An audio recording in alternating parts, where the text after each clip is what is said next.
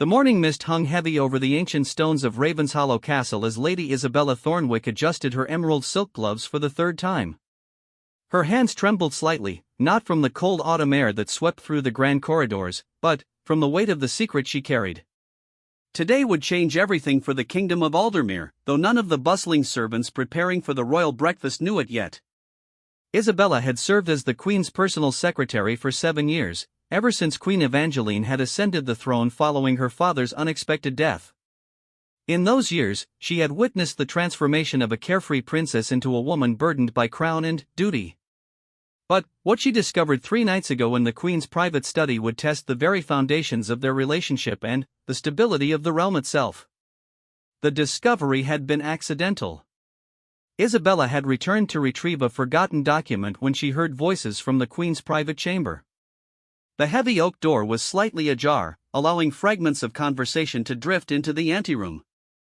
What she heard made her blood run cold. The marriage must happen within the month. Queen Evangeline's voice carried a desperation Isabella had never heard before. Prince Aldric cannot know the truth about his parentage. If word spreads that he is not King Theodore's biological son, it will destroy any hope of uniting our kingdoms through this alliance. The responding voice belonged to Lord Chancellor Marcus Blackwood, the Queen's most trusted advisor and, as Isabella was beginning to realize, perhaps something more. Your Majesty, forging the genealogical records was dangerous enough. But, to proceed with the marriage to Princess Celeste of Valthorn while hiding this truth, it could be seen as treason by their court. Isabella's heart pounded as she pressed herself against the cold stone wall. Prince Aldric, heir to the throne and beloved by the people, was not the late King Theodore's son. The implications were staggering. The line of succession would be thrown into chaos. The peace treaty with Valthorn, secured through Aldric's engagement to their princess, would crumble. Worst of all, Queen Evangeline, whom Isabella had served loyally and admired deeply, had been living a lie for over 2 decades. Marcus, the Queen's voice softened, taking on an intimate tone that made Isabella's stomach churn. You know as well as I do that Theodore was incapable of fathering children in his final years. The physicians confirmed his condition, but we kept it secret to preserve the dignity of the crown. When I discovered I was with child, we had no choice but to let the kingdom believe it was his. And if they discover the child was mine?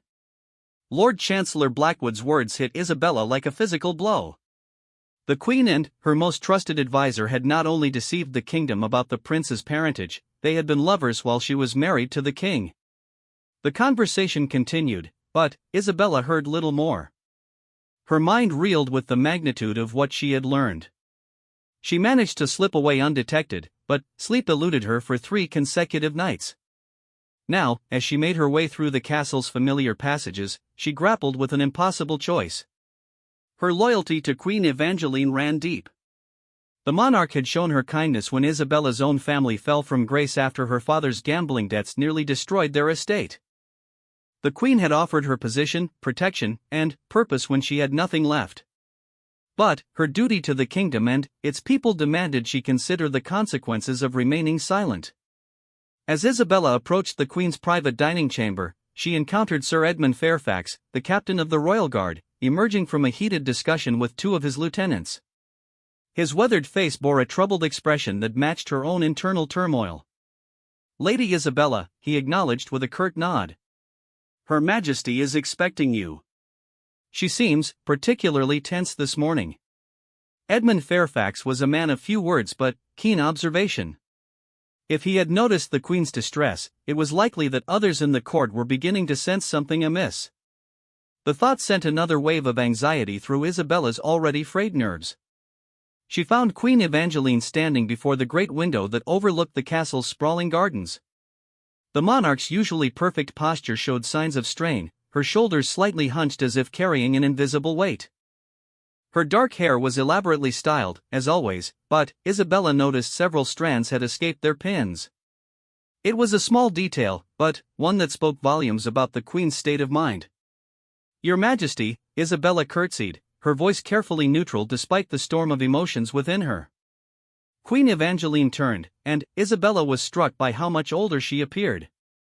Fine lines around her green eyes had deepened, and there was a hollowness to her cheeks that hadn't been there a week ago. "Isabella, thank you for coming so early. We have much to discuss regarding Prince Aldrich's wedding arrangements." The irony was not lost on Isabella. Here they were, planning a ceremony based on a foundation of lies, while the truth burned like acid in her chest. She took her usual seat at the small writing desk and prepared her quill and parchment, the familiar motions providing some comfort amid the chaos of her thoughts. "The guest list has grown considerably," the Queen continued, moving to her own chair. "The delegation from Valthorn will include not only Princess Celeste and her immediate family, but also their court historians and genealogists. They wish to trace the combined lineage of both royal houses for the official wedding chronicles." Isabella's hand stilled on the parchment. Court historians and genealogists would undoubtedly scrutinize every detail of Prince Aldrich's heritage. The forged records Lord Chancellor Blackwood had mentioned would face unprecedented scrutiny. The web of deception was about to be tested in the most dangerous way possible. "Your Majesty," Isabella began carefully, "perhaps we should review the genealogical documents once more to ensure they are complete and accurate." Queen Evangeline's eyes sharpened, studying Isabella's face with an intensity that made her squirm. "The documents are perfectly in order, Isabella. Lord Blackwood and I have reviewed them thoroughly." The casual mention of the Lord Chancellor sent a chill down Isabella's spine. Did the Queen suspect she knew something? Or was she simply being paranoid? Their discussion was interrupted by a sharp knock at the door. Lord Chancellor Blackwood himself entered without waiting for permission, a breach of protocol that would have been unthinkable under normal circumstances. His usually immaculate appearance was disheveled, his graying hair tousled and his formal robes wrinkled as if he had slept in them. "Your Majesty, we have a problem," he announced, barely acknowledging Isabella's presence. "I've received word from our contacts in Valthorn. Princess Celeste's younger brother, Prince Demon, has been asking pointed questions about Prince Aldrich's birth records. He specifically requested to see the original documents, not copies." The color drained from Queen Evangeline's face. Isabella watched the exchange with growing dread, understanding that she was witnessing the beginning of the unraveling of a 20-year deception. "What kind of questions?" the Queen asked, her voice barely above a whisper. "He's questioning the timing of Prince Aldrich's birth in relation to King Theodore's return from the war campaign. The dates don't align perfectly, and Prince Demon has always had a sharp mind for details." Blackwood's eyes darted nervously between the Queen and Isabella. "Perhaps we should discuss this privately." "Lady Isabella is completely trustworthy," Queen Evangeline replied, though her gaze lingered on her secretary with newfound uncertainty. "She has access to all royal correspondence and documents anyway." Isabella felt trapped in a nightmare. She was being drawn deeper into the conspiracy simply by her presence in the room. Every moment she remained silent made her more complicit in the deception. Yet speaking up would betray the woman who had been both her benefactor and, she was beginning to realize, the closest thing to a friend she had ever had. Lord Blackwood continued his report. "There's more. Prince Demon has also been inquiring about the attending physicians during Prince Aldrich's birth. Specifically, he wants to speak with Dr. Cornelius Ashworth, who was the royal physician at the time." "Dr. Ashworth died 5 years ago," the Queen said quickly. "Yes, but his journals and records were inherited by his son, Dr. Marcus Ashworth, who now serves as physician to the Duke of Westmore. Prince Demon has requested a meeting with him." Isabella watched Queen Evangeline's composure crumble in real time. The monarch's hand shook as she reached for her teacup, and she had to set it down immediately to avoid spilling the contents. The woman who had ruled with grace and wisdom for 7 years was coming apart at the seams. "We need to consider our options," Blackwood said grimly. "If Dr. Ashworth's records contradict our official documents, or if they contain any mention of the king's condition, we could face accusations of treason from Valthorn. At minimum, they would call off the wedding and likely declare war for the deception. There must be something we can do," Queen Evangeline pleaded. "Some way to ensure Dr. Ashworth remains silent or his records remain sealed." The desperation in her voice broke Isabella's heart. This was not the calculating monarch she had imagined after overhearing the conversation 3 nights ago. This was a woman who had made impossible choices in desperate circumstances and was now watching the consequences unfold with devastating inevitability. "We could arrange for an accident," Blackwood suggested quietly. Nothing that would appear suspicious, but something that would prevent him from meeting with Prince Demon. Isabella's blood turned to ice. Were they discussing harming an innocent physician to protect their secret? The conversation had taken a turn that made her complicity not just morally questionable, but potentially criminal. Queen Evangeline was quiet for a long moment, staring out the window at the gardens where Prince Aldrich could be seen practicing his swordsmanship with his tutors. Her son, unaware that his entire existence was built on a lie that now threatened to destroy everything he held dear. "No," she said finally. "I won't harm innocent people to protect a secret that perhaps should never have been kept in the first place." Blackwood looked shocked. "Your Majesty, you can't be considering—" "I don't know what I'm considering, Marcus," the Queen snapped, her composure finally shattering completely. "I only know that I'm tired of living in fear, tired of watching over my shoulder, tired of dragging more people into this web of lies." Isabella made a decision that would change her life forever. She set down her quill and looked directly at Queen Evangeline. "Your Majesty," she said softly, "perhaps it's time to consider telling Prince Aldrich the truth." The silence that followed was deafening. Both the Queen and Lord Blackwood stared at Isabella as if she had suggested burning down the castle. Finally, Queen Evangeline spoke. "How long have you known?" Isabella's heart hammered against her ribs. There was no going back now. 3 nights ago. "I overheard your conversation about the forged genealogical records and Prince Aldrich's true parentage." Blackwood's face darkened with anger. "You little spy. How dare you eavesdrop on private conversations?" "Marcus, enough." Queen Evangeline's voice carried a weariness that aged her another decade. She studied Isabella's face with a mixture of disappointment and something that might have been relief. "What do you intend to do with this information?" It was the question Isabella had been asking herself for 3 sleepless nights. Her loyalty to the Queen warred with her duty to the kingdom, her affection for Prince Aldrich, and her own moral compass. "I don't know," she answered honestly. "I've served you faithfully for 7 years, Your Majesty. You've been kind to me when others would have let me fall into disgrace.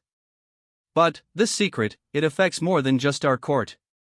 It affects the peace between our kingdoms, the stability of the succession, the trust of the people." Queen Evangeline nodded slowly. "You're right, of course. I've always known this day would come, but I kept hoping." She trailed off, lost in thought. "There might be another way," Isabella said hesitantly. "What if Prince Aldrich were to abdicate his claim to the throne voluntarily?" "He could cite a desire for a simpler life, perhaps a calling to serve the kingdom in other ways. The marriage to Princess Celeste would be called off, but it could be presented as a mutual decision rather than a scandal." Blackwood scoffed. "Abdication would still raise questions. People would demand to know why the heir apparent would suddenly give up his birthright." "But it would avoid the immediate crisis with Val Thorne," Isabella pressed. "And it would give us time to manage the succession properly. The Queen could marry again, produce another heir, or name a suitable successor from among the noble houses." Queen Evangeline was quiet for several minutes, contemplating the proposal. Outside, Prince Aldrich's laughter could be heard as he joked with his sparring partners. The sound seemed to cause the Queen physical pain. "He would never understand," she whispered. "Aldrich has spent his entire life preparing to be king. It's not just his duty, it's his identity. To ask him to give that up without explanation would be cruel beyond measure. But to let him marry Princess Celeste under false pretenses would be crueler still," Isabella argued gently. "What happens when the truth inevitably comes out after the marriage?" "It won't just be our kingdom that suffers, but Val Thorne as well. Princess Celeste would be trapped in a union built on deception." The weight of Isabella's words settled over the room like a heavy shroud.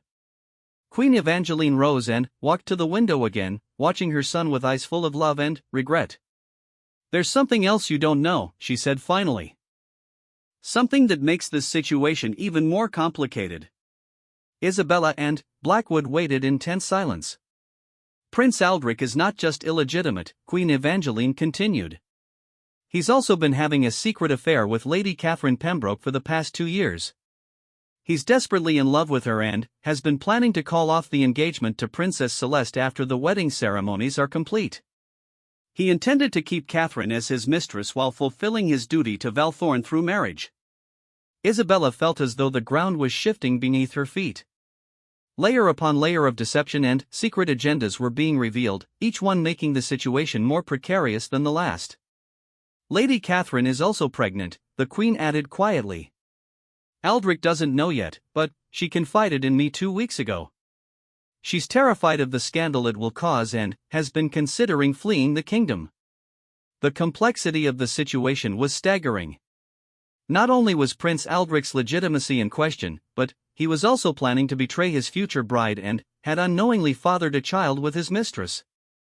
The web of secrets and lies threatened to destroy multiple lives and potentially spark a war between kingdoms.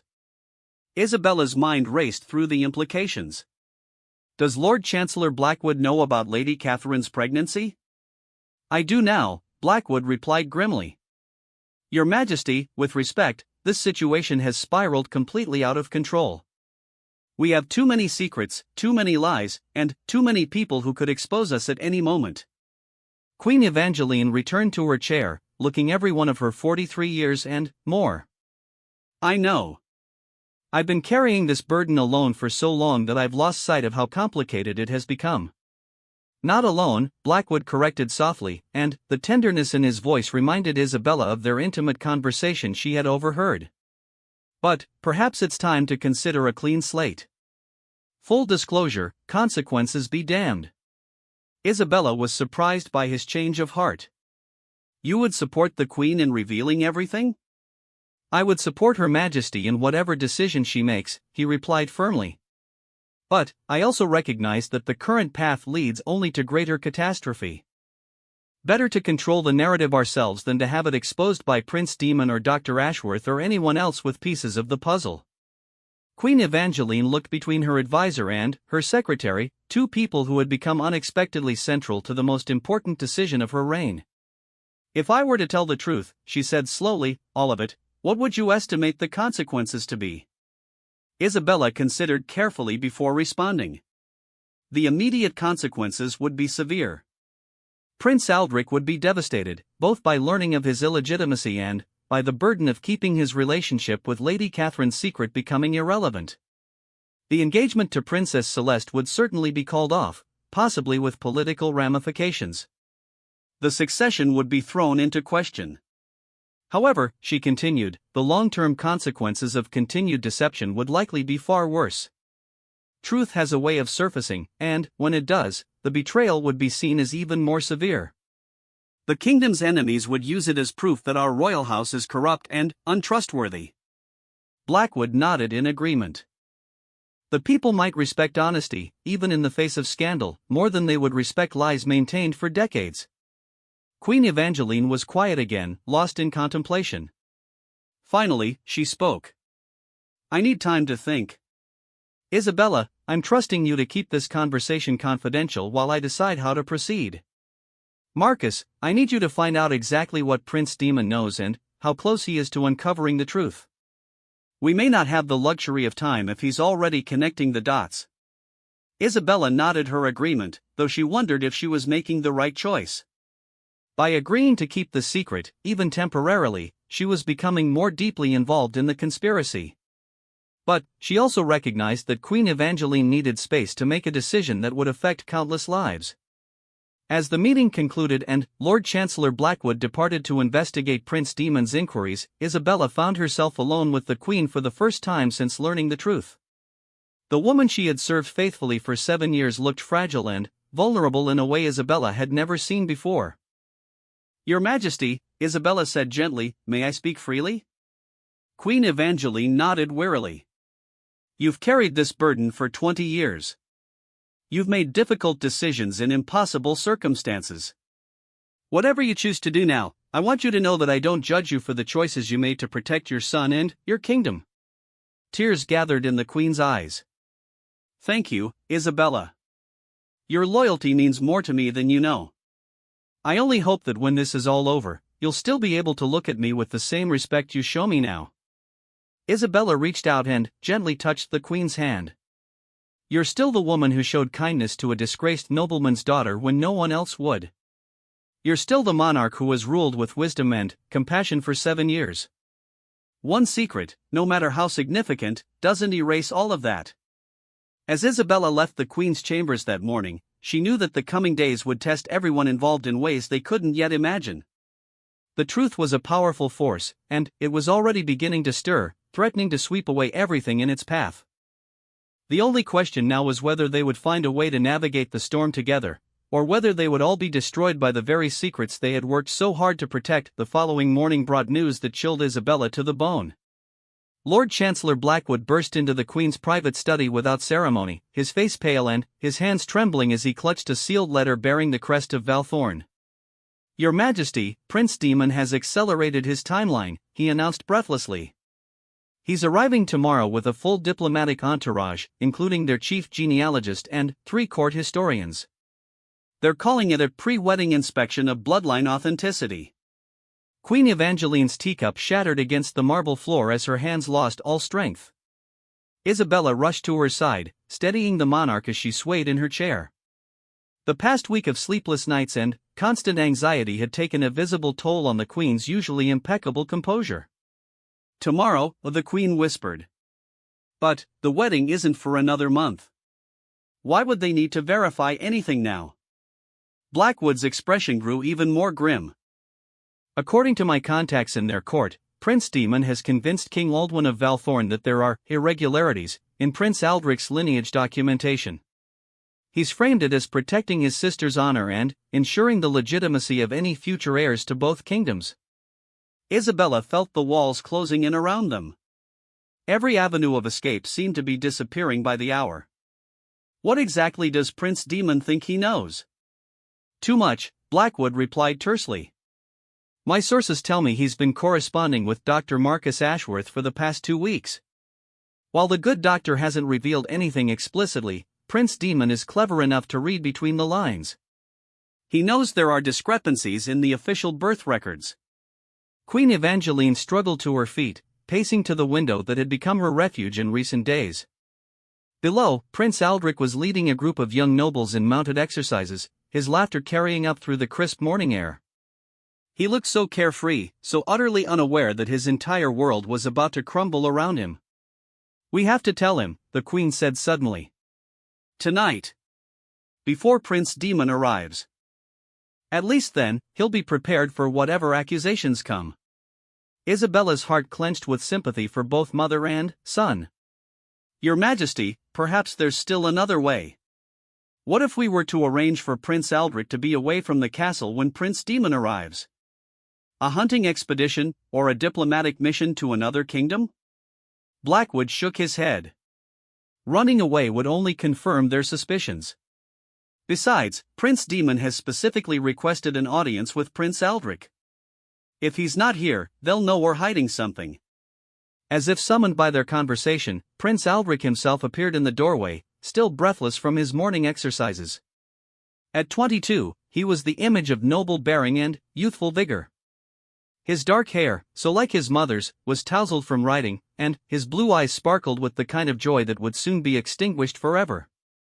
"Mother, Lord Blackwood," he greeted them warmly before noticing their stricken expressions. "Is something wrong?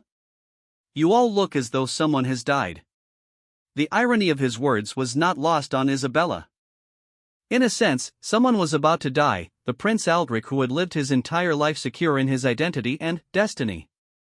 Queen Evangeline struggled to compose herself. "Aldrich, please sit down. We need to discuss some complications regarding your upcoming wedding."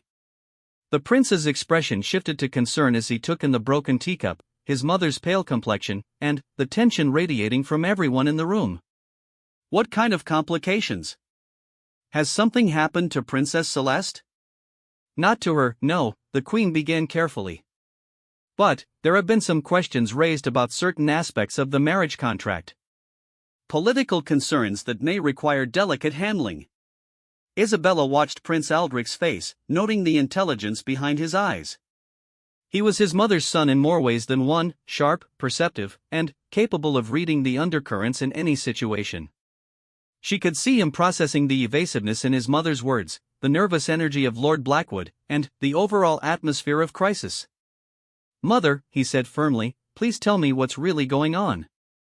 These aren't political concerns about a marriage contract. This is something much more serious." Before Queen Evangeline could respond, another interruption changed the course of everything. Sir Edmund Fairfax, the captain of the Royal Guard, appeared in the doorway with Lady Catherine Pembroke at his side.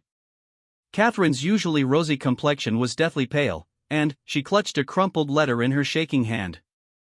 "Your Majesty," Sir Edmund announced formally, "Lady Catherine has received a message that requires immediate royal attention."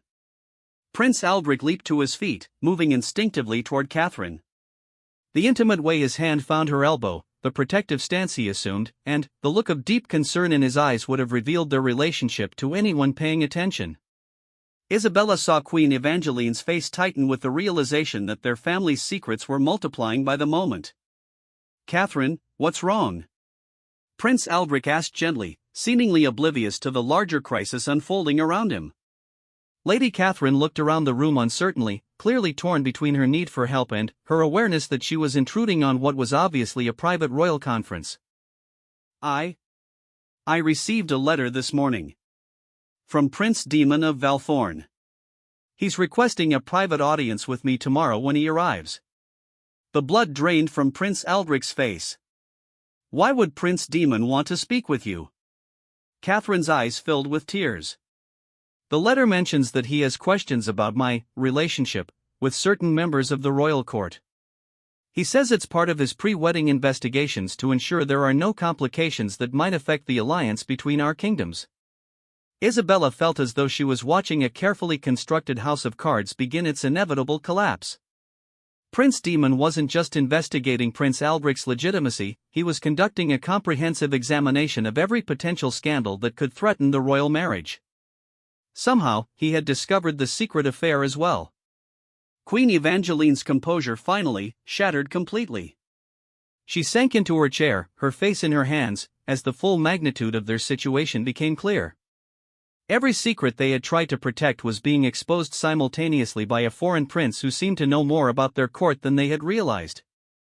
"Someone has been feeding Prince Demon information," Lord Blackwood said grimly. "This level of detailed intelligence doesn't happen by accident. We have a spy in our midst." The accusation hung in the air like a sword over their heads. Isabella felt everyone's eyes turn toward her, the newest member of their inner circle and the most recent person to learn their secrets. The implication was clear: she was the most likely candidate for betrayal. "It wasn't me," she said firmly, meeting each of their gazes in turn. "I gave you my word 3 days ago, and I've kept it." Prince Aldrich looked confused and increasingly frustrated. "Will someone please tell me what secrets we're talking about? What spy? What does Prince Demon think he knows about Catherine and me?" His mother looked up at him with eyes full of pain and regret. "Aldrich, there are things about your birth, about our family, that you don't know. Things I should have told you years ago but didn't have the courage to reveal." "What things?" he demanded, his voice rising with alarm. Before Queen Evangeline could respond, Sir Edmund cleared his throat. "Your Majesty, there's more. Our border scouts report that Prince Demon's entourage includes not just diplomats and scholars, but also a full military escort. 50 mounted knights and twice that many soldiers. This isn't a friendly pre-wedding visit, it's a show of force." The implications were staggering.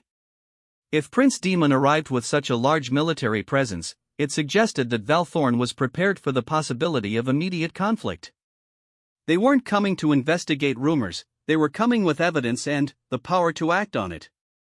"We're being invaded," Prince Aldrich said flatly, his military training allowing him to read the tactical situation even if he didn't understand the political one.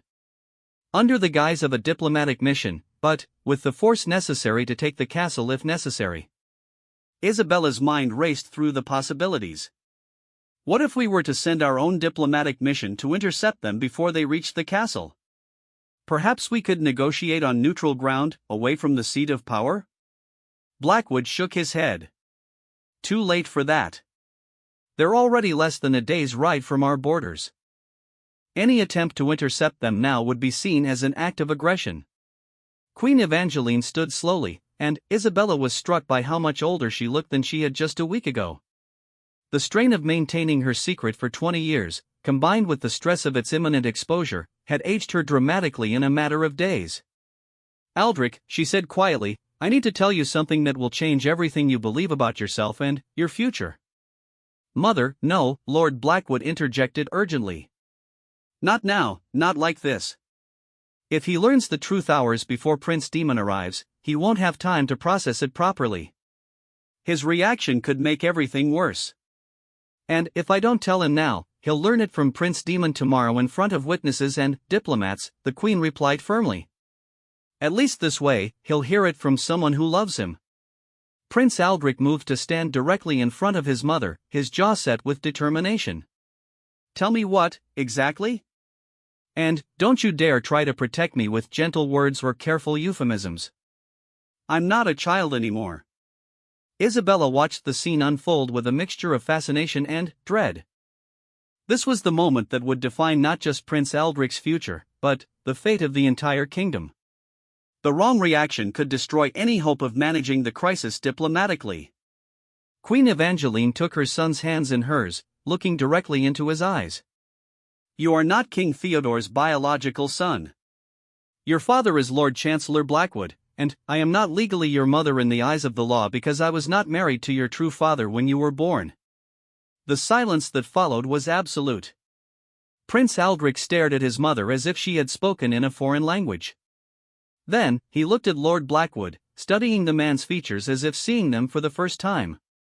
Isabella could practically watch him processing the similarities, the shape of the eyes, the line of the jaw, the way they both tilted their heads when deep in thought. "You're telling me," Prince Aldrich said slowly, "that everything I believed about myself, about my identity, about my right to rule, has been a lie for my entire life?" "Not a lie," Queen Evangeline said desperately. "A necessary deception to protect you and the kingdom. King Theodore was unable to father children in his final years due to illness, but we couldn't let that become public knowledge. When I discovered I was pregnant, we made the decision to let people believe the child was his." Prince Aldrich turned to Lord Blackwood. "And you? You've been my father all along and never said a word? You've watched me struggle with living up to King Theodore's legacy, knowing it was meaningless?" Blackwood's voice was hoarse with emotion when he replied. "I've watched you become everything a king should be. Noble, intelligent, compassionate, strong. Your parentage doesn't change any of that. Doesn't it?" Prince Aldrich's laugh was bitter and hollow. "I'm a bastard. In the most literal sense of the word. I have no legitimate claim to the throne, no right to marry Princess Celeste and unite our kingdoms, no authority to rule anyone or anything." Lady Catherine, who had been silent throughout the revelation, stepped forward. "Aldrich, there's something else. Something I should have told you weeks ago." Isabella closed her eyes, knowing what was coming next. The final blow that would complete Prince Aldrich's destruction. "I'm pregnant," Catherine whispered. "With your child." Prince Aldrich stood frozen for a moment that seemed to last an eternity. Then, without warning, he turned and walked out of the room. No words, no reaction, no acknowledgement of anyone present. He simply left, and the sound of his footsteps echoing down the corridor was like nails being driven into a coffin. Queen Evangeline collapsed back into her chair, tears streaming down her face. "I've destroyed him. I've destroyed everything." Isabella moved to comfort her, but her attention was caught by Sir Edmund, who was standing rigidly at attention by the door. His expression was carefully neutral, but she could see the wheels turning behind his eyes. "Sir Edmund," she said carefully, "how long have you been standing there?" "Long enough, my lady," he replied formally.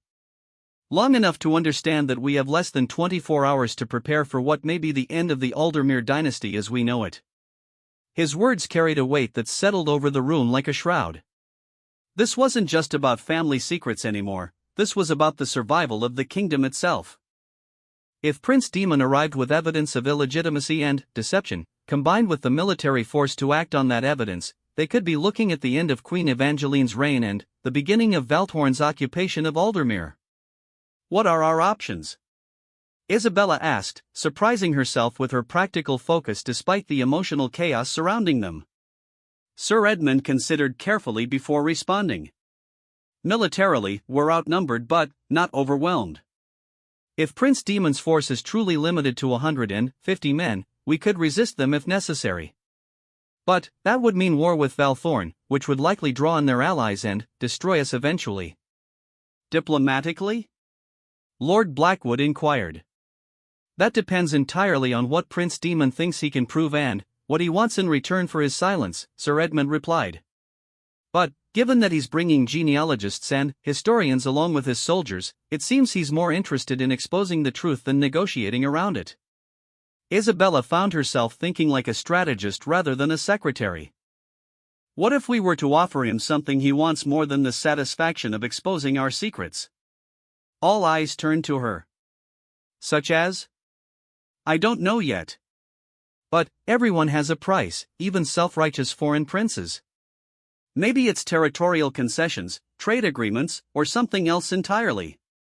The point is, we need to find out what he really wants before he arrives. Queen Evangeline wiped her tears and tried to regain some semblance of royal composure. How do we do that with less than a day remaining? We send someone to meet his advance party, Isabella suggested. Someone who can engage them in conversation and learn their true intentions. Someone they wouldn't suspect of being a spy. Sir Edmund nodded thoughtfully. It would have to be someone with a legitimate reason for being on the road at night, someone whose presence wouldn't arouse suspicion. Isabella took a deep breath, knowing she was about to volunteer for something that could get her killed. It would have to be me. I'm just a secretary, hardly worth their attention. I could claim to be carrying a message to another noble house, something routine that would explain why I'm traveling. Absolutely not, Queen Evangeline said firmly. I won't risk your life for our mistakes. Your Majesty, with respect, my life is already at risk, Isabella replied. If Prince Demon exposes everything tomorrow, there's no telling what the political fallout will be. At least this way, I might be able to gather information that could help us prepare a defense. Lord Blackwood looked torn between admiration and concern.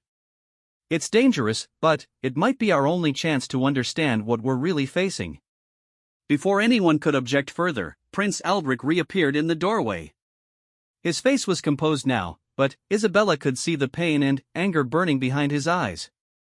He had changed from his riding clothes into formal court attire, and he carried himself with the bearing of a man who had just made a momentous decision. I've been thinking about our situation, he said formally, addressing the room rather than any individual. And I believe I have a solution that will protect the kingdom and minimize the damage to all involved parties. Isabella held her breath, wondering what conclusion he had reached in his brief absence. I'm going to confess everything to Prince Demon myself, Prince Aldrich announced. Before he has a chance to make accusations or present evidence, I'll tell him the complete truth about my parentage, my illegitimacy, and my relationship with Lady Catherine. Then, I'll formally abdicate any claim to the throne and suggest that Princess Celeste marry a more suitable candidate from among the noble houses. The boldness of his proposal left everyone speechless. Queen Evangeline stared at her son with a mixture of pride and horror. Aldrich, you can't, she whispered. That would destroy any possibility of maintaining the alliance with Valthorn. Mother, the alliance is already destroyed, he replied coldly. Prince Demon wouldn't be coming here with soldiers and genealogists if he intended to proceed with the marriage as planned. At least this way, we control the narrative and demonstrate that Aldermere values honesty over deception. Isabella found herself grudgingly impressed by Prince Aldrich's logic, even as she recognized the enormous personal cost of his proposal. He was essentially sacrificing everything he had ever wanted or worked for in order to save face for the kingdom. What about Catherine and the child? Lord Blackwood asked quietly. For the first time since his return, Prince Aldrich's composure cracked slightly. Catherine will marry a suitable husband who can provide for her and the child. I'll ensure she's financially secure, but I can't offer her anything else without causing more scandal. Lady Catherine, who had been silent throughout most of the crisis, finally found her voice. And what about what I want? Don't I get a say in these decisions that affect my life and my child's future? Prince Aldrich looked at her with genuine pain. Catherine, I love you. You know that. But love isn't enough to overcome illegitimacy and political necessity. If I'm not really a prince, then I'm nothing but another nobleman's son, and not a particularly wealthy one at that. That's not true, she replied fiercely. You're still the same person you were an hour ago. You still have the same intelligence, the same character, the same capacity for leadership. A piece of paper doesn't change who you are. Her words hung in the air, and Isabella saw something shift in Prince Aldrich's expression. For a moment, she glimpsed the man he might become if he could find a way to move beyond the crushing weight of his shattered identity. But the moment passed, and his mask of formal politeness slid back into place. Perhaps. But it changes what I can offer you and what the kingdom can accept from me. Sir Edmund, who had been listening to the entire exchange, cleared his throat. Your Highness, if I may suggest an alternative approach? Everyone turned to him with desperate hope. What if we were to arrange for your confession to be made privately to Prince Demon, without the full diplomatic entourage present? Let him hear the truth directly from you, but give him the opportunity to decide how much of it needs to become public knowledge. Isabella saw the wisdom in the suggestion immediately. That way, if Prince Demon is more interested in protecting his sister than in causing a scandal, he might be willing to work with us to find a face-saving solution for everyone involved. Queen Evangeline looked thoughtful for the first time in days. It would require trusting him to act honorably, but it might be our best option. As the sun began to set outside the windows of the Queen's study, Isabella realized that they were rapidly running out of time to make any plans at all. Prince Demon's entourage would arrive with the dawn, and they still had no clear strategy for managing the crisis that would unfold. The weight of secrets, lies, and impossible choices pressed down on all of them like a physical force. Whatever happened in the next 24 hours would determine not just the fate of Prince Aldrich and his family, but the future of the entire kingdom of Aldermere. As Isabella looked around the room at the faces of people she had come to care about deeply, she wondered if any of them would survive the coming storm with their lives and honor intact. The Game of Thrones was about to be played for the highest stakes imaginable, and they were all just beginning to understand how much they stood to lose. Dawn broke over Ravenshollow Castle with an ominous crimson sky that seemed to mirror the blood that might soon be spilled within its ancient walls. Isabella had barely slept, spending most of the night helping Sir Edmund coordinate the castle's defenses while maintaining the appearance of normal preparations for receiving distinguished guests. The courtyard buzzed with nervous energy as servants arranged elaborate accommodations for Prince Demon's entourage. Isabella watched from the Queen's study window as the final preparations were made, noting how the stable boys' hands shook as they prepared the guest quarters and how the kitchen staff jumped at every unexpected sound. "They can sense something is wrong," Queen Evangeline observed, joining Isabella at the window. The monarch had aged another decade overnight, her eyes red-rimmed from tears and sleeplessness. The entire castle feels like a powder keg waiting to explode. Isabella turned to study the Queen's face, noting the determined set of her jaw despite her obvious exhaustion. Your Majesty, are you certain you want to proceed with Prince Aldrich's plan? There might still be other options. What options? The Queen replied bitterly. We've examined every possibility. Running would make us look guilty and weak. Fighting would destroy the kingdom. Lying would only make the eventual truth more devastating. At least this way, we retain some dignity in our downfall. Before Isabella could respond, Lord Blackwood entered the study carrying a dispatch that made his hands tremble. Your Majesty, we have a problem. A much bigger problem than we anticipated. Queen Evangeline sank into her chair, bracing herself for yet another blow. What now? Prince Demon isn't just bringing genealogists and soldiers, Blackwood announced grimly. According to our scouts, his entourage includes Archbishop Mortimer of the Eastern Provinces. He's carrying papers bearing the papal seal. Isabella felt the blood drain from her face. An archbishop with papal authority could do more than expose illegitimacy. He could officially annul Prince Aldrich's claim to the throne and potentially excommunicate the entire royal family for their deception. The political implications were staggering. "This isn't about a wedding anymore," the queen whispered. "This is about the legitimacy of our entire dynasty." The sound of hoofbeats thundering across the castle's drawbridge announced the arrival of Prince Daemon's advance scouts. Isabella rushed back to the window and watched as a small group of Valthorn riders swept into the courtyard with military precision. They wore the deep blue and silver livery of the royal house, and their bearing suggested they were not mere messengers but elite knights of the highest order. "They're here," she announced unnecessarily, as the hoofbeats were audible throughout the castle. Prince Aldrich appeared in the doorway, dressed in his finest court regalia but looking as though he was preparing for his own execution rather than receiving foreign dignitaries. His face was pale but composed, and Isabella admired his courage even as she feared for his future. "Mother," he said formally, "I've made arrangements with Sir Edmund.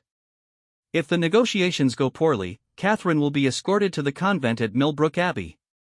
She'll be safe there, and the child will be raised as a ward of the church rather than bearing the stigma of bastardry." The practical coldness of his words broke Isabella's heart. This was a young man who had spent the night not only grappling with the destruction of his identity but also systematically dismantling every aspect of his former life to protect those he loved. "And what of yourself?" Queen Evangeline asked quietly. Prince Aldrich's smile was bitter. "That depends entirely on how merciful Prince Daemon chooses to be.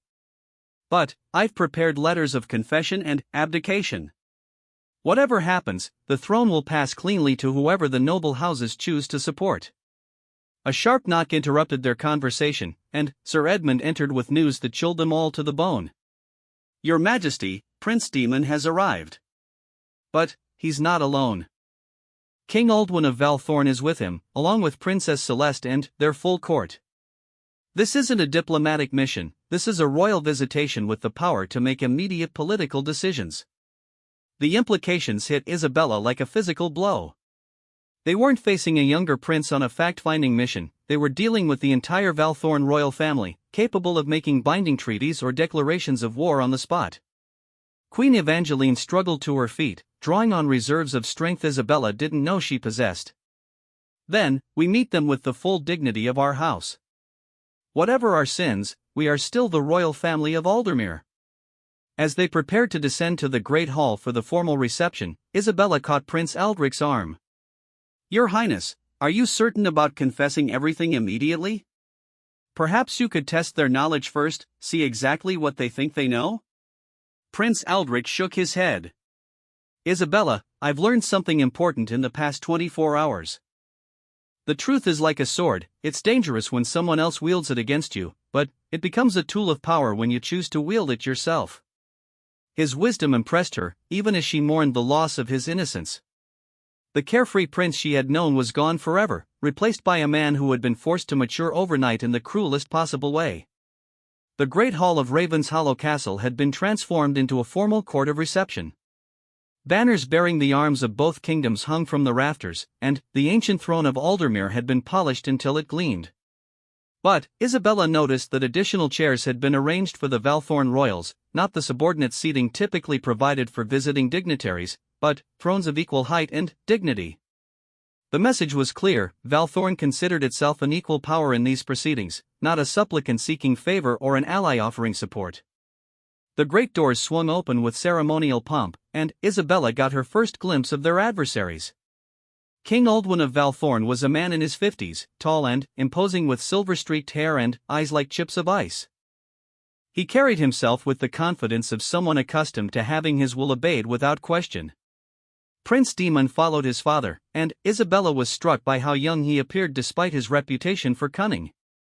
He couldn't be more than 25, but his dark eyes missed nothing as they swept the assembled court. Behind him came Princess Celeste, a beautiful young woman whose face bore an expression of carefully controlled confusion and hurt. But it was the figure who entered last that truly terrified Isabella. Archbishop Mortimer was ancient, perhaps 70 years old, but he moved with the authority of someone who spoke for God himself. The papal documents he carried could reshape the political landscape of both kingdoms with a few strokes of his pen. The formal presentations began with all the elaborate courtesy required by diplomatic protocol. King Aldwin acknowledged Queen Evangeline as a fellow sovereign, but Isabella noticed the subtle ways he asserted dominance, standing slightly taller, speaking slightly louder, allowing his gaze to linger on details of the hall as if appraising property he might soon own. When Prince Aldrich was presented, the tension in the hall became palpable.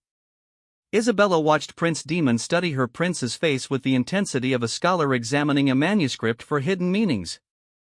The resemblance between Aldrich and Lord Blackwood was not immediately obvious, but someone looking for it might find hints in the line of the jaw and the set of the eyes. "Prince Aldrich," King Aldwin said formally, "we are honored to meet the future King of Aldermere and the intended husband of our beloved daughter." The words were courteous, but they carried an undertone of challenge. Isabella realized that everything Prince Demon had discovered was being held in reserve, waiting for the right moment to be deployed with maximum impact. Prince Aldrich, to his credit, met the challenge head-on. "Your Majesty, I am honored by your presence and by the alliance our kingdoms have forged. However, there are matters of great importance that must be discussed before any wedding preparations continue." A murmur ran through the assembled courtiers. This was not the script anyone had expected for a formal reception. Princess Celeste looked startled, while Prince Demon's eyes sharpened with interest. Queen Evangeline shot her son a warning look, but Prince Aldrich had clearly decided that there was no benefit in prolonging the deception. He stepped forward, placing himself squarely in the center of the hall where everyone could see and hear him clearly. "Your Majesties," he began, his voice carrying clearly through the great hall, "I have a confession to make that will affect the future of both our kingdoms." The silence that followed was absolute. Isabella could hear her own heartbeat echoing in her ears as she watched Prince Aldrich prepare to destroy his life in public. "I am not the legitimate heir to the throne of Aldermere," he announced, his voice steady despite the magnitude of his admission. "I am not the biological son of the late King Theodore, and therefore I have no rightful claim to marry Princess Celeste or unite our kingdoms through blood." The reaction was immediate and chaotic. Princess Celeste gasped audibly, raising her hand to her mouth in shock. Several of the Valthorn courtiers began talking at once, their voices rising in surprise and outrage. King Aldwin's face darkened with fury, but Prince Demon looked almost satisfied, as if his suspicions had been confirmed. Archbishop Mortimer stepped forward, his ancient voice cutting through the din. "Young prince, do you make this confession freely and of your own will?" "I do, Your Eminence," Prince Aldrich replied firmly. "I make it to prevent greater deception and to protect the honor of both kingdoms." Queen Evangeline rose from her throne, her face a mask of royal dignity despite the chaos surrounding her. "The fault is mine, not my son's. The deception was necessary to preserve stability during a time of great uncertainty, but I take full responsibility for its consequences." King Aldwin's voice, when he finally spoke, was like the rumble of distant thunder. "You have made a mockery of our alliance, Queen Evangeline.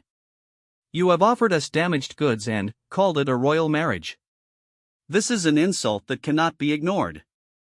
Isabella watched the political situation spiraling out of control, but she noticed something that gave her a glimmer of hope.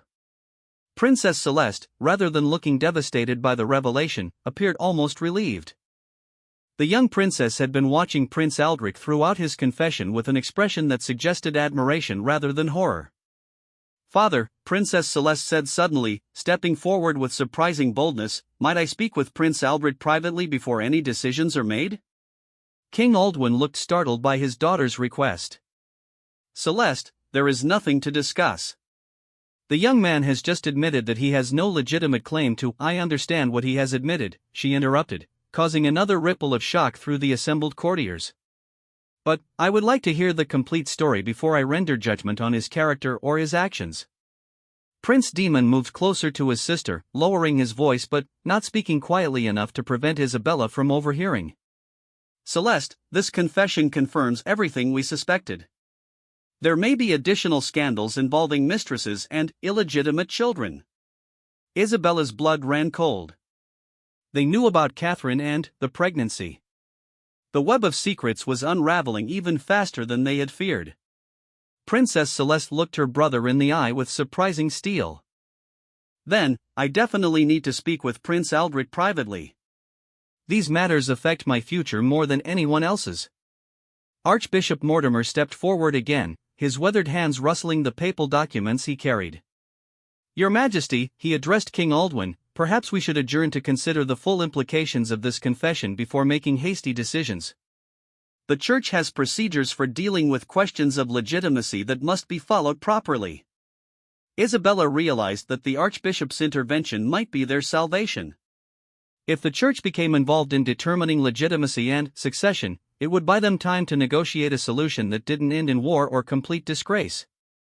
King Aldwin seemed to recognize this as well, though his expression suggested he was not entirely pleased by the delay.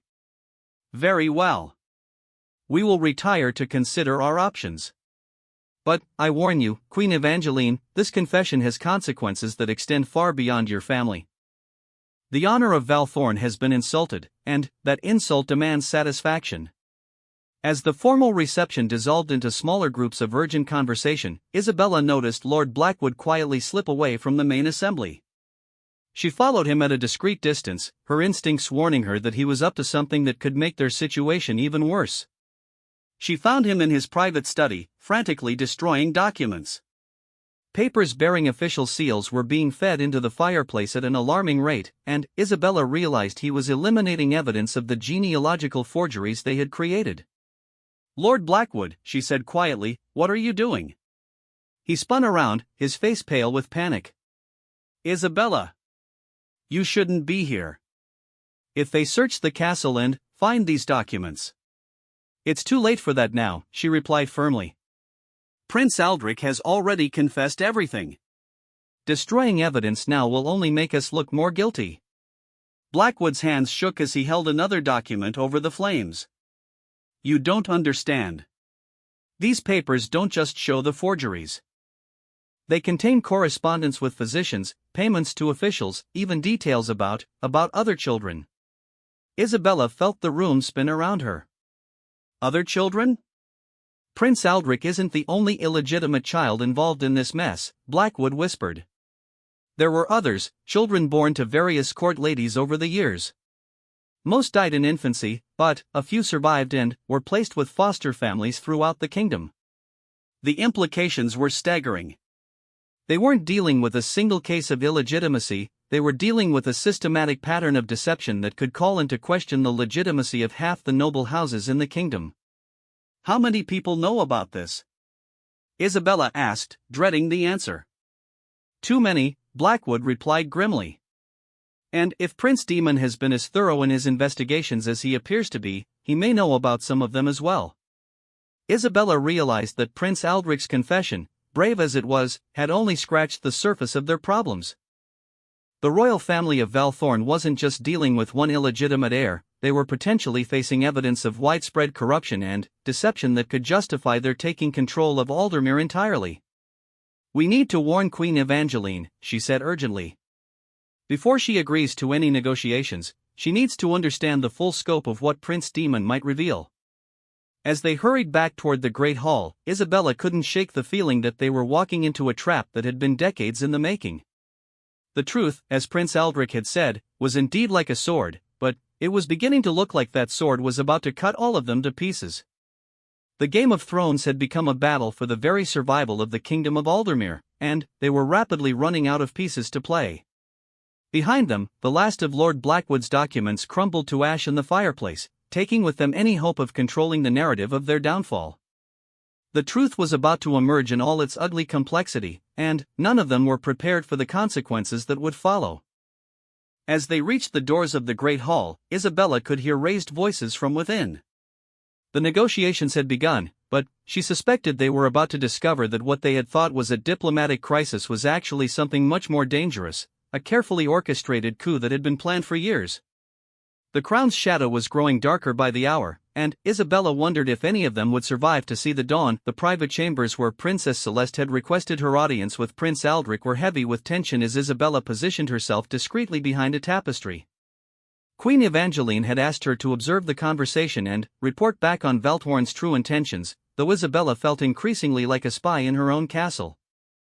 Through a gap in the ancient fabric, she could see Prince Aldrich standing rigidly by the window while Princess Celeste paced the length of the small room. The princess was nothing like the delicate flower Isabella had expected. Her movements were decisive, her expression intelligent and calculating, and her voice carried an authority that suggested she wielded considerable influence in her father's court. Your confession was brave, Princess Celeste began without preamble, but also incredibly naive if you thought it would solve our problems. Prince Aldrich turned to face her, confusion evident in his voice. I don't understand. I've released you from any obligation to marry me. I've cleared the way for you to make a more advantageous alliance. Princess Celeste laughed, but there was no humor in the sound. Prince Aldrich, you still don't grasp the situation you're in. This was never about protecting me from an unsuitable marriage. This was about my brother positioning himself to claim the throne of Aldermere. Isabella felt her blood turn to ice. The implications of Princess Celeste's words were staggering. This wasn't a diplomatic crisis or a failed alliance, but the opening move in a carefully planned invasion. What are you talking about? Prince Aldrich demanded, his voice rising with alarm. My brother Demon has been planning this for 3 years, Princess Celeste explained matter-of-factly. He discovered hints about your illegitimacy during routine genealogical research for our marriage contract. Instead of bringing the matter to your mother diplomatically, he chose to investigate further and use what he found as justification for annexing your kingdom. Prince Aldrich staggered backward, gripping the window ledge for support. Annexing? But the marriage alliance was supposed to unite our kingdoms peacefully. Oh, my dear prince, Princess Celeste said with genuine sympathy, there was never going to be a marriage alliance. Demon convinced our father that your illegitimacy makes your entire royal line invalid, which means Aldermere is technically a kingdom without a legitimate ruler. According to his interpretation of international law, that makes it available for rightful conquest.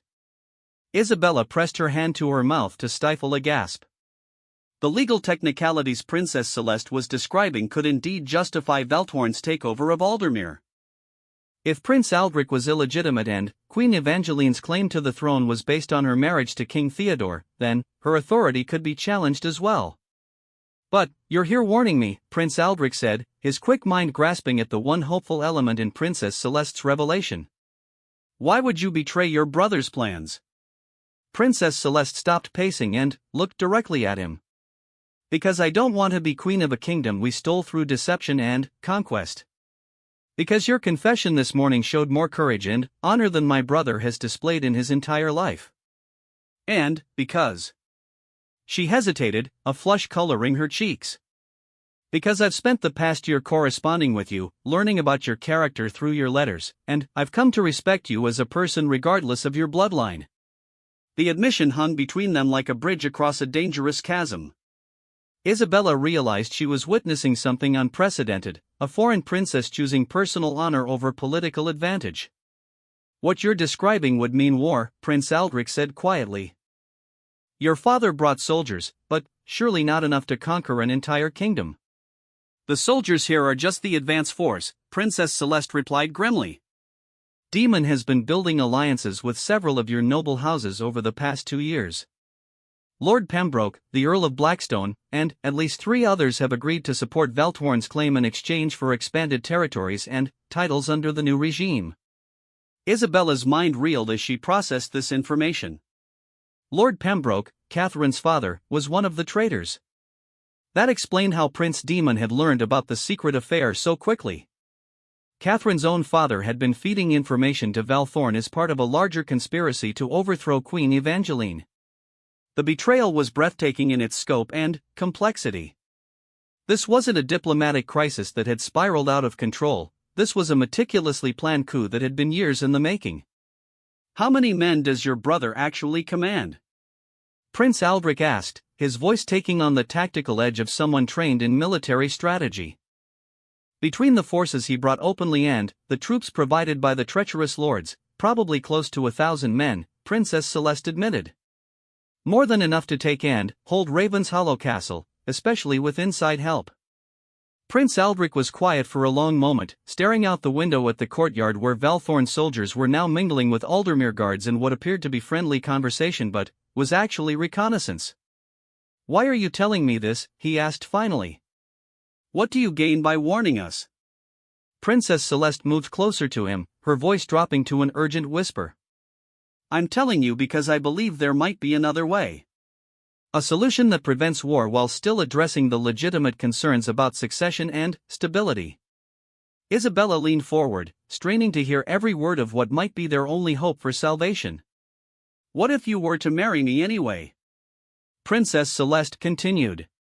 Not as a prince claiming the throne through blood, but as a consort chosen by the reigning queen to help stabilize the kingdom during a difficult transition?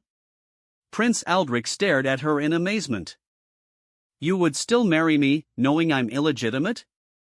I would marry the man who had the courage to confess his illegitimacy rather than let me discover it after the ceremony, she replied firmly.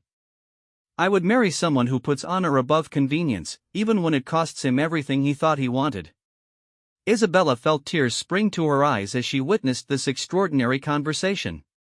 Princess Celeste was offering Prince Aldrich not just marriage, but a path to redemption and, possibly even a way to save the kingdom. But, what about the succession? Prince Aldrich asked. If I can't legitimately inherit the throne, how would that solve anything? Your mother could remain queen for now, Princess Celeste explained. But, she could name you as her chosen heir and regent, rather than claiming you inherit by blood. The precedent exists in several kingdoms where adoption or appointment has been used to ensure stable succession. The plan was brilliant in its simplicity.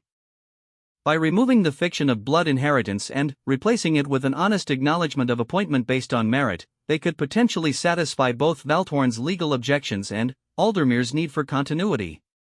And, your brother would accept this arrangement? Prince Aldrich asked skeptically. Princess Celeste's expression hardened. My brother would have to accept it if the alternative was facing a united front between Aldermere and Valthorn. You see, Prince Aldrich, Demon made a crucial miscalculation. He assumed I would go along with his plans because I always have before. But, I draw the line at conquest through deception. Before Prince Aldrich could respond, urgent shouting erupted from the courtyard below. Isabella rushed to another window and saw chaos unfolding as Aldermere guards and Valthorn soldiers faced off with drawn swords. Whatever careful diplomatic balance had been maintained was rapidly dissolving. It's starting, Princess Celeste said grimly, joining them at the window. Demon must have decided he has enough evidence to act. The great hall doors burst open, and Sir Edmund Fairfax rushed in with his armor partially donned and his sword in hand. Your Highness, Princess, we have an immediate crisis. Lord Pembroke has declared for Valthorn and is marching on the castle with his personal forces. Prince Demon has accused Queen Evangeline of treason and is demanding her immediate abdication. Isabella felt the final pieces of the conspiracy falling into place. This had been planned as a coordinated assault, diplomatic pressure from within the castle combined with military pressure from without, all timed to create maximum chaos and minimum opportunity for organized resistance. How long do we have? Prince Aldrich asked, already moving toward the door. Hours at most, Sir Edmund replied. Lord Pembroke's forces are less than 5 miles away, and the other traitor lords are probably mobilizing as well. If we're going to defend the castle, we need to act now. Princess Celeste stepped forward, her decision made. Sir Edmund, I formally request sanctuary in Aldermere and offer my services to Queen Evangeline in resisting my brother's unlawful actions. The knight looked stunned. Your Highness, you're offering to fight against your own family? I'm offering to fight against treachery and conquest disguised as diplomacy, she corrected firmly. There's a difference. Isabella made her own decision in that moment. She emerged from behind the tapestry, causing all three of them to turn in surprise. I've heard everything, she announced. And I think I know how we can turn this situation to our advantage. Prince Aldrich looked embarrassed at being caught in private conversation with his former fiancée, but Princess Celeste smiled with what appeared to be approval. You're the Queen's secretary, she observed. Isabella, isn't it? You've been gathering intelligence. Trying to, Isabella admitted. And what I've learned is that we're facing a much more complex situation than anyone realized. But Princess Celeste's plan might actually work if we can get everyone to listen to reason before the fighting starts. Sir Edmund shook his head grimly. My lady, I'm afraid the time for reason may have passed. Prince Demon has already had Queen Evangeline arrested on charges of treason. Lord Chancellor Blackwood is being held as well. The Valthorn soldiers claim to be acting under the authority of the Archbishop to preserve order until legitimate rule can be established. Isabella felt the bottom drop out of her stomach. If Queen Evangeline and Lord Blackwood were prisoners, then Prince Aldrich was essentially alone against a force of thousands, with only the scattered loyal guards who hadn't been bought or intimidated into submission. Then, we need to free them, Prince Aldrich said with surprising calm. Sir Edmund, how many men can we absolutely trust? Maybe 50, the knight replied honestly. The rest are either with the traitors or too scared to choose sides. Isabella's mind raced through the tactical situation. 50 loyal guards against 1,000 enemies, with the Queen and Lord Chancellor held prisoner and traitor lords marching on the castle. The odds were impossible. Wait, she said suddenly, an idea forming. What if we're approaching this wrong? What if instead of fighting Prince Demon's accusations, we turn them back on him? All three of them looked at her in confusion. Think about it, Isabella continued urgently. Prince Demon's entire justification for this takeover is that illegitimacy makes Prince Aldrich's claim invalid. But, what if we can prove that Prince Demon himself is not the legitimate heir to Valthorn? Princess Celeste gasped, understanding immediately. The birth records. Demon was born only 7 months after our parents' wedding. I always wondered. If Prince Demon is illegitimate, then his authority to act on behalf of Valthorn is questionable, Isabella pressed. And if King Aldwin was deceived about his son's parentage the same way King Theodore was deceived about Prince Aldrich's, then we have grounds to challenge everything they've done here. The irony was perfect, using the same weapon Prince Demon had employed against them, turning his own tactics back on their creators. Prince Aldrich looked at Princess Celeste with new hope. Do you have access to your family's genealogical records? Some of them, she replied thoughtfully. And I know where the others are kept in our camp. But getting to them would be incredibly dangerous. Sir Edmund stepped forward. Your Highness, this is all very clever, but we still have the immediate problem of Lord Pembroke's forces approaching the castle. Whatever long-term strategy we develop, we need to survive the next few hours first. Isabella looked around at the faces of the three people who had become her allies in this desperate situation. An illegitimate prince, a foreign princess betraying her own family, and a loyal knight facing impossible odds. It read like something from a children's fairy tale, except the consequences of failure would be measured in blood and the destruction of a kingdom. Then, we'd better start moving, she said firmly. We have a kingdom to save and very little time to do it. As they prepared to leave the relative safety of the private chambers for the chaos of the besieged castle, Isabella wondered if their desperate plan had any chance of success. But she also knew that sometimes the most audacious strategies succeeded precisely because they were unexpected. The Game of Thrones was about to enter its final phase, and the outcome would determine not just who ruled Aldermere, but whether the kingdom would survive at all. The crown's shadow had grown so dark that only the most brilliant light could hope to dispel it. The question now was whether they could create that light before the darkness consumed everything they held dear. The ancient castle's secret passages had never seemed more important than they did as Isabella led Prince Aldrich and Princess Celeste through the narrow corridors that connected the royal quarters to the dungeons below. Sir Edmund had remained above to coordinate their meager defenses, buying them precious time to attempt their desperate rescue mission. Isabella's hands trembled as she guided them through passages she had discovered during her 7 years of service, routes used by servants to move unseen through the castle during formal occasions. Now those same passages might be the key to saving Queen Evangeline's life and the kingdom itself. The dungeons are directly below the Great Hall, she whispered as they descended a narrow stone staircase. If Prince Demon is using them to hold the Queen and Lord Blackwood, there will be guards, but probably not many. They're more concerned with the approaching army than with prisoners who can't escape. Princess Celeste, who had changed from her formal court gown into practical traveling clothes borrowed from Isabella's wardrobe, moved with surprising grace through the cramped passages. My brother always was overconfident, she murmured. He probably thinks this is already over. They reached the lower level and Isabella pressed her ear to the door that opened into the dungeon corridor. Voices carry through the thick wood, two guards discussing the progress of Lord Pembroke's forces and speculating about how soon they would reach the castle. "Two guards," she reported quietly. "They sound relaxed, not expecting trouble." Prince Aldrich drew his sword, the steel whispering against the scabbard. In the dim light of the passages, he looked more like a legendary knight than the confused young man who had learned of his illegitimacy just days ago. The crisis had transformed him, revealing depths of character that even Isabella hadn't suspected. "I'll take them both," he said quietly. "Princess Celeste, are you prepared for what we might find?" Isabella saw steel enter the princess's eyes. "If my brother has harmed Queen Evangeline or Lord Blackwood, he'll answer to me personally." The door opened silently on well-oiled hinges, and Prince Aldrich moved with deadly efficiency. The two guards were unconscious and bound before they could raise an alarm, their keys appropriated and their weapons confiscated. Isabella was impressed by his skill. He had clearly paid attention during his military training. They found Queen Evangeline and Lord Blackwood in adjacent cells, both looking haggard but unharmed. The Queen's eyes widened in amazement when she saw Princess Celeste among her rescuers. "Your Highness," Queen Evangeline said carefully, "this is unexpected." "Your Majesty," Princess Celeste replied formally, "I offer my deepest apologies for my family's dishonorable conduct.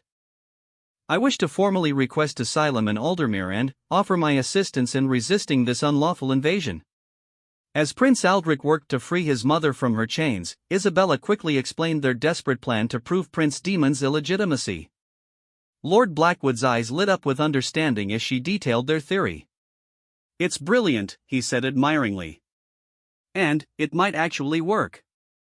Prince Demon's birth timing has always been questionable, but no one dared investigate too closely." "Can we prove it?"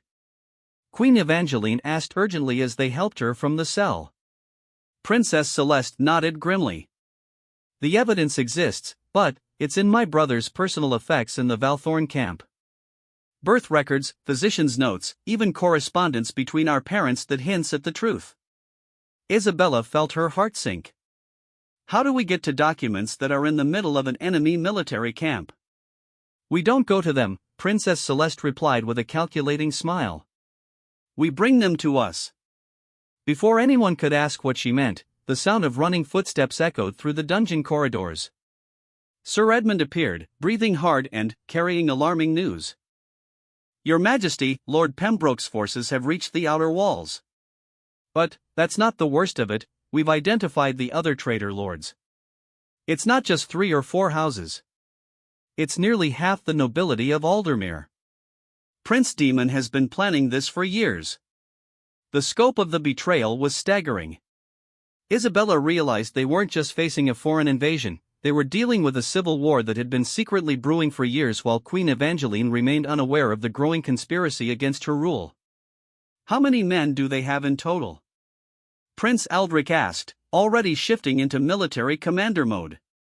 "Close to 1,500, by our count," Sir Edmund replied grimly. "Against our 50 loyal guards and whatever civilians in the castle town choose to fight." The numbers were impossible. Even if every man, woman, and child in the castle fought, they would be outnumbered 3 to 1 by trained soldiers and knights. "Then, we can't win through military means," Queen Evangeline said with remarkable calm. "We need another strategy entirely." Isabella looked around at their small group, a illegitimate prince, a deposed queen, a traitorous chancellor, a foreign princess, and a knight facing impossible odds. In any rational assessment, they had already lost. But there was something in the air, a sense of desperate determination that made her believe they might find a way to snatch victory from certain defeat. "Princess Celeste," she said suddenly, "you mentioned bringing the documents to us rather than going to them. What did you mean?" The princess smiled with what Isabella was beginning to recognize as a family trait, the ability to find cunning solutions to impossible problems. Unfortunately, Prince Demon had used that same intelligence for conquest rather than justice. "My brother keeps all his important documents in a leather satchel that never leaves his side," Princess Celeste explained. "But there's one person he trusts absolutely, one person who could get close enough to take it without arousing suspicion." Isabella's stomach clenched as she realized what Princess Celeste was suggesting. "You're going to go back to him." Pretend you were forced to help us escape, then get close enough to steal the evidence we need. Exactly. I'll claim that Prince Aldrich threatened to kill me if I didn't help. Demon will believe it because it fits his view of your character, Prince Aldrich. He thinks you're weak and desperate. Prince Aldrich looked troubled by the plan. Princess Celeste, if your brother suspects you're betraying him, he'll have you executed for treason. I can't ask you to take that risk. You're not asking, she replied firmly. I'm volunteering. Because this isn't just about saving your kingdom anymore, it's about preventing my brother from becoming the kind of tyrant who conquers through deception and rules through fear.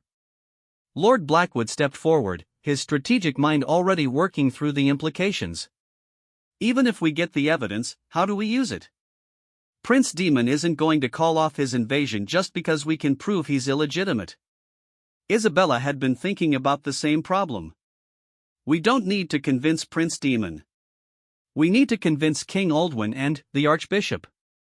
If they realize they've been manipulated by an illegitimate heir, they might withdraw their support for the conquest. And, without royal and church authority, the traitor lords lose their justification for rebellion, Queen Evangeline added, understanding the strategy. They joined Prince Demon because they thought they were supporting legitimate regime change, not a personal power grab. The plan was audacious and incredibly risky, but it was also their only hope. Princess Celeste would return to the enemy camp, steal the evidence they needed, and then somehow get it to them in time to reveal Prince Demon's illegitimacy before the final assault on the castle. There's one more thing, Sir Edmund said urgently. We've received word that Lady Catherine Pembroke has escaped from her father's custody. She's somewhere in the countryside with a small group of loyal servants, but Lord Pembroke has sent search parties to find her. Isabella's heart clenched with sympathy for Catherine, pregnant and alone in a hostile countryside while her father hunted her as a fugitive. But she also realized that Catherine's escape might provide them with another advantage. Lady Catherine knows her father's military plans, she said thoughtfully. If we could reach her, she might be able to tell us about troop deployments, supply lines, or other information we could use. Prince Aldrich's expression grew pained at the mention of his former lover. The crisis had forced him to set aside his personal feelings for the greater good, but Isabella could see that he was still deeply concerned about Catherine's safety. We can't divide our forces, he said reluctantly. Finding Catherine would require men we can't spare from the castle's defense. I'll go, Isabella volunteered without thinking. I'm not a soldier, so my absence won't weaken your military capabilities. And if I can find Catherine and learn what she knows about her father's plans, it might give us the intelligence we need to survive until Princess Celeste can return with the evidence. Queen Evangeline looked alarmed. Isabella, you've already risked so much. I can't ask you to venture into enemy territory on such a dangerous mission. Your Majesty, with respect, you're not asking. I'm offering. Because like Princess Celeste, I believe some things are more important than personal safety. As they prepared to implement their desperate multi-part strategy, Isabella felt a strange sense of calm descend over her. For 7 years, she had served as a secretary and observer, recording the decisions and actions of others. Now, in the kingdom's darkest hour, she was finally taking action herself. Princess Celeste prepared to return to her brother's camp with a fabricated story of coercion and escape. Prince Aldrich and Sir Edmund planned the castle's defense with their pitifully small force of loyal guards. Queen Evangeline and Lord Blackwood worked to identify any remaining loyal nobles who might be convinced to switch sides if presented with evidence of Prince Demon's deception. And Isabella prepared to venture into the dangerous countryside to find a pregnant woman whose information might be the key to their survival. As dawn approached and the sound of marching armies grew louder outside the castle walls, Isabella realized that the next few hours would determine the fate of the kingdom of Aldermere. They had set in motion a complex web of deceptions and counter-deceptions, each piece dependent on the others for success. The crown's shadow had grown so dark that it seemed to cover the entire realm. But, sometimes, Isabella reflected, the darkest hour came just before the dawn. If they could execute their plan successfully, they might yet find a way to lift that shadow and restore light to their troubled kingdom. If they failed, there would be no second chances. The kingdom of Aldermere would fall, its royal line extinguished, and its people subjected to foreign rule justified by lies and maintained through force. As Isabella slipped out of the castle through the same secret passages that had brought them to the dungeons, she carried with her not just the hopes of her companions, but the future of everyone she had ever cared about. The Game of Thrones had become a race against time, and they were running out of both pieces to play and hours to play them. The final act of their desperate drama was about to begin, and none of them could predict whether it would end in triumph or tragedy. But they had committed themselves to the attempt, and now all they could do was execute their parts in the performance and pray that their audience would choose justice over conquest, truth over deception, and honor over expedience. The sun was rising over a kingdom at war with itself, and Isabella rode toward an uncertain fate with the weight of a crown's shadow pressing down on her shoulders. Behind her lay everything she had ever known and loved. Ahead lay danger, uncertainty, and the slim hope that truth might yet prove stronger than the lies that threatened to destroy them all.